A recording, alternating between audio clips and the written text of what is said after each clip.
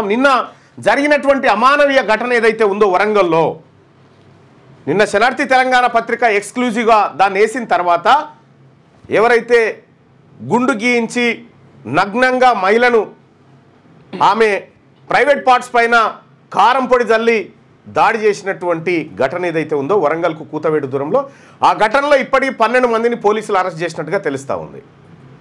మరి ఆ బాధితులు ఇప్పటి వరకు ఆచూకీ లేదు, వాళ్ళు ఉన్నారా చనిపోయినారా అనేది కూడా తెలియదు.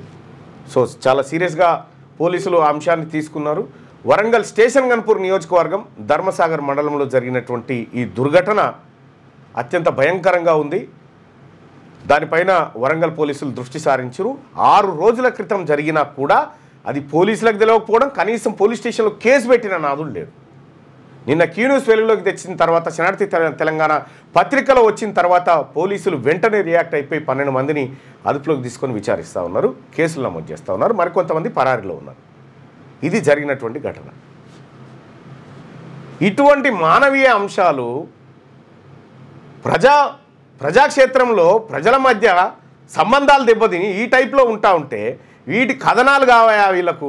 ఈ ఛానళ్ళకు కూడా, ఈ పేపర్లకు కూడా ఇవి కథనాలే కావాలకు, సెన్సేషనల్ కావాలి వాళ్ళకి.